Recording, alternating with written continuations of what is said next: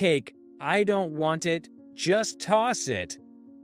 On my birthday, he said that and unbelievably went on a trip with his mistress. I had hoped this would be our last chance, but it's unfortunate.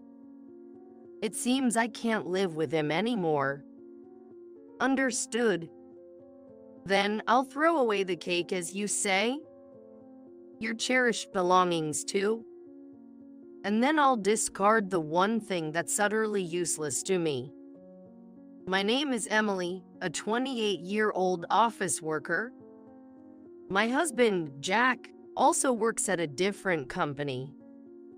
We don't have kids. My husband and I met a year ago. It was at a mixer organized by a senior colleague from my company. I'm plain, a bit overweight, shy, and introverted. My hobby is reading comics. I'm a total homebody. Honestly, I was only invited to the mixer to make up the numbers, and I knew it. So, I didn't engage much and just sipped my drink in a corner. Yet, Jack, the most handsome and outgoing guy there, inexplicably started talking to me. He's into traveling and collecting vintage vinyl records. He shared interesting stories about his travels and old music. When leaving, he asked for my contact information, and despite my confusion, we exchanged our chat details. The very next day, I received a message from him. He said, "I want to meet just the two of us next time." I was so surprised. I initially thought it might be some kind of prank, but I was happy, so I agreed, and we later went out for a meal. After that, he asked me out frequently, and eventually, he confessed his feelings. Having never had a boyfriend, I was thrilled by my first ever confession and accepted. 3 months into our relationship, he proposed, and we got married. I thought it was a dream, a dull person like me marrying such a wonderful man, and believed a happy life was starting. But the moment we got married, Jack's attitude completely changed. While dating, he was extremely kind, but after marriage, he dumped all the housework on me. When he got home from work, he just watched TV or listened to records in his room, lazing around. He often wouldn't respond when I called for dinner, likely due to the loud record music, which was frustrating. On weekends, he'd leave me alone and go out, saying he had plans with friends or colleagues. When I asked for some help with housework, he'd retort, "I'm working, aren't I?" When I said, "I work too. I just wish you'd help a bit with the chores and your days off," he snapped, "I'm busy with my social life on weekends. Unlike you, I'm not a loner." That last remark was harsh, wasn't it? Sure, I'm introverted and have few friends, but to say that to my face was just rude. I thought that, but didn't want to argue more, so I kept quiet. Gradually, Jack began to criticize how I did housework and even hurled insults like, "You should be grateful a great guy like me married a plain and overweight woman like you." I believe a truly good man wouldn't say such things and would help with household chores. If he has complaints about my cleaning, I wish he'd at least clean his own room. He takes care of his record collection, though. Also, I love reading comics and have collected many, but one day I found that my comics on my bookshelf were all gone. I asked Jack, fearing the worst, and he said, "I threw them out because they were in the way." I protested, but those were important to me. Some of them are out of print and hard to find now. He said, "Your comics have been overflowing from your room to the living room bookshelf. Besides, you should stop such a childish hobby like comics. It's terrible to criticize someone's hobbies like that. And even more, throwing them away without my consent is unforgivable. If he was going to be so cruel and abusive, why did he marry me?" Jack probably just wanted a free housekeeper. He must have targeted me at the mixer because I seemed submissive and compliant. Realizing this, I cried in bed at night. Right now it's okay, but if we were to have kids, I seriously worry about the future.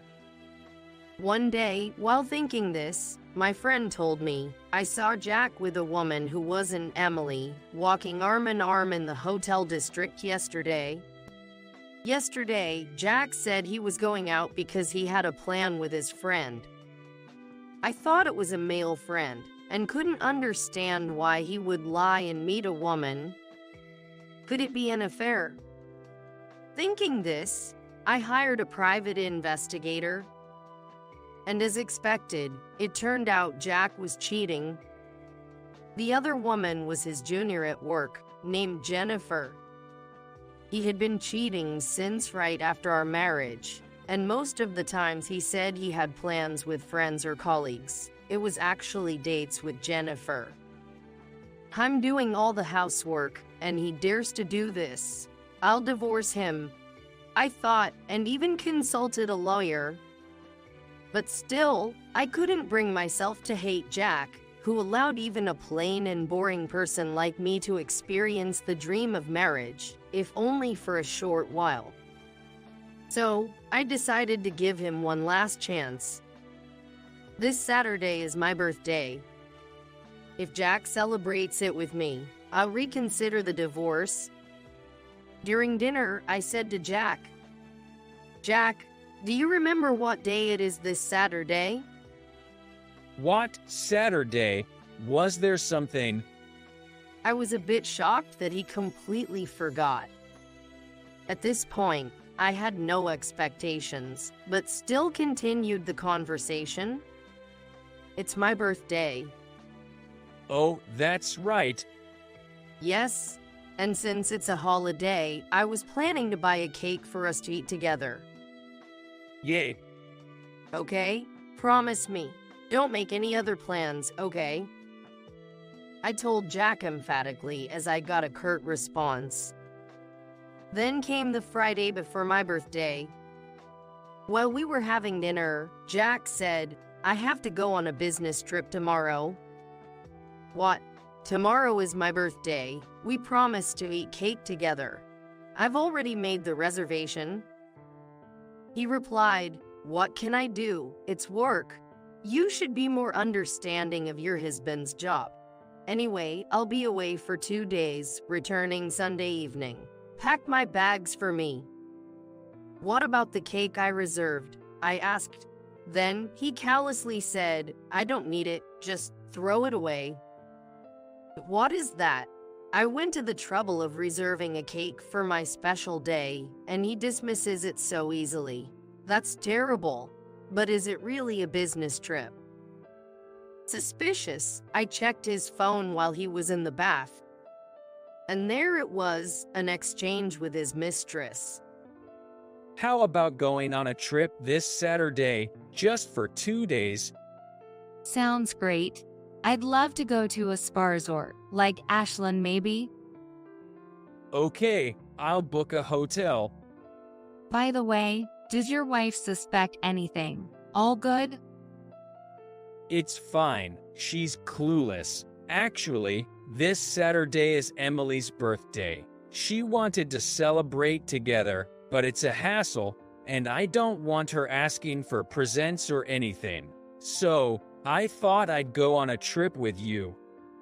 Wow, that's awful. Poor wife. I was so shocked I nearly cried, but managed to restrain myself and took a photo of their conversation with my phone. I didn't even want presents or anything. Just eating cake together would have made me believe that he still cared about me, even a little.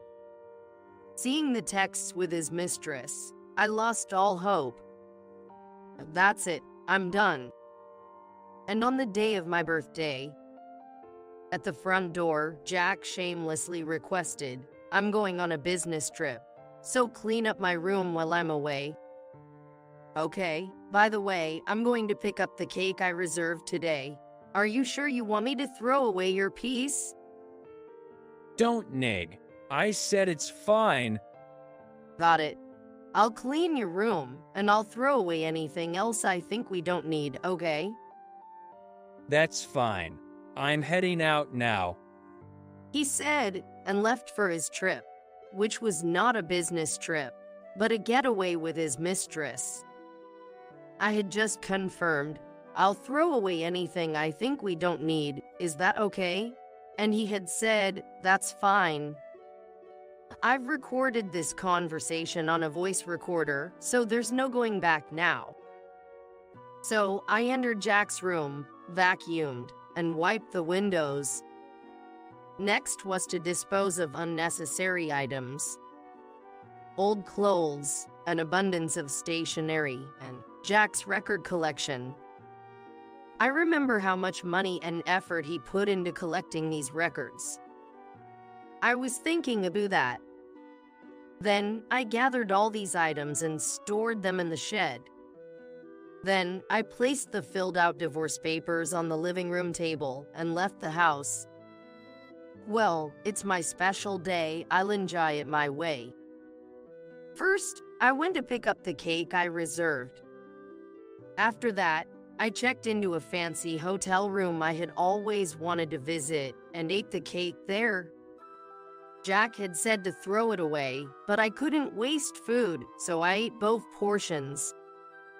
It was delicious, but I need to start a serious diet to avoid gaining weight. And on my birthday, I explored the shops around the hotel and strolled along the nearby beach.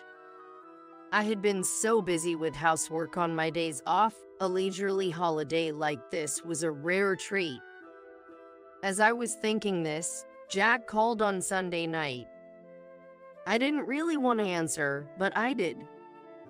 Hello? Hey, where are you? I came back from my trip and you're not home, and dinner isn't ready. How annoying. He's ruining the elegant atmosphere of this lovely hotel. Right now, I'm staying at a hotel for a reason. There's a beautiful beach nearby. Want me to send you a photo? What are you talking about? That doesn't matter. Why are you at a hotel? What about my dinner? And there was a divorce paper left at home. What's that about? It's exactly what it looks like. Since the divorce paper is there, you know what to do, right? You're not planning to make a paper airplane out of it, are you? Not that stupid, right? Just write your name and submit it to the office. You want a divorce? Yes? Honestly, I'm fed up. You always leave me alone on weekends to hang out, never helping with housework. And the first thing you complain about on the phone is that dinner isn't ready. That's unbelievable. What's that? And when I checked the room, my record collection was gone. What did you do with them? Oh, the records. I threw them away.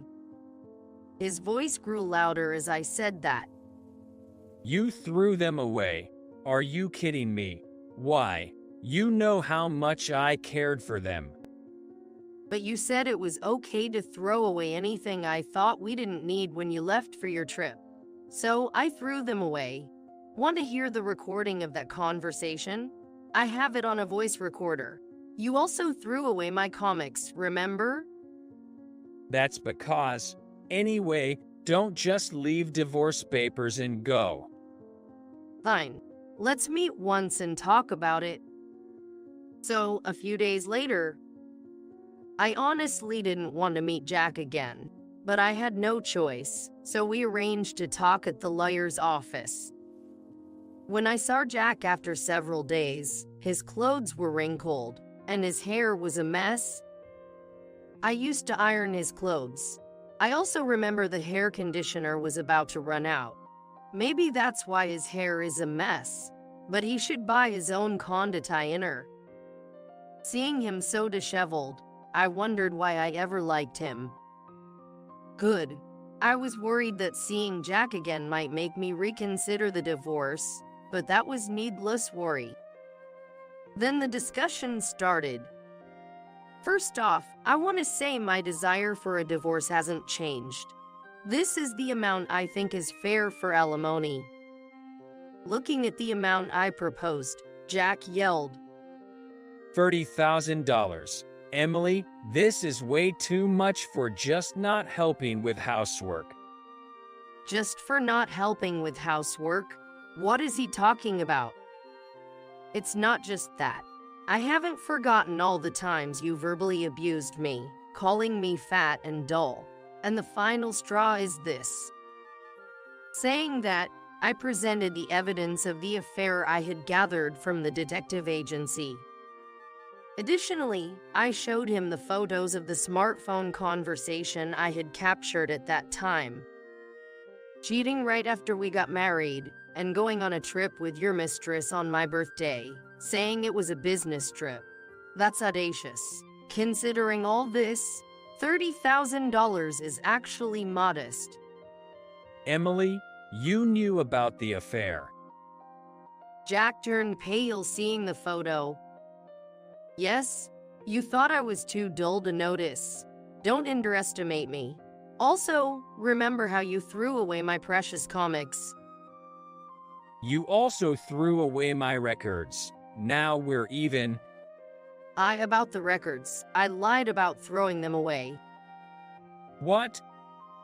Surprised, Jack listened as I explained. I actually thought about throwing them away, but that seemed too cruel, and I didn't want to be responsible for that. So I didn't. The records are stored in the back of the shed. What? Seeing Jack's relieved expression, I said, "Why do you look relieved? The fact that you threw away my comics hasn't changed. You'll need to compensate for that. Also, you told me to throw away the cake, but I couldn't waste food, so I ate both portions." So, you didn't throw anything away? Jack asked for confirmation, and I said with a laugh, "That's not true. I did declare that I would throw away anything I thought we didn't need, and I did just that. Well, more accurately, I'm about to do that." What? Jack looked puzzled. I smiled wider and told him, "You, Jack, you're the one thing I find most unnecessary. I'm going to get rid of you completely. Understand this and agree to the divorce. The alimony won't be less than this amount. If you argue, I'll raise it." Jack pleaded, "I'm sorry. I won't cheat again, and I'll help with housework. I need you because..." "So, you need me so you can dump all the housework on me on weekends and go on dates with your mistress?" "No, it's not like that. I mean," Jack stammered, to which I replied, "Nothing you say will change my mind about the divorce. I like to keep things clean. I don't like keeping trash around for too long." After I said that, Jack collapsed, muttering, "Trash." His face at that moment was hilarious. After that, we got divorced. Since then, I haven't met Jack, as all our communications are through the lawyer. However, the lawyer told me that Jack, who had always left the housework to me, had zero domestic skills. He briefly lived with Jennifer, but she was also bad at housework, so their place quickly became a mess, and their diet was chaotic. Relying mostly on eating out, Jack, once handsome, began to gain weight and now looks quite ugly. Jennifer left him and even changed her job.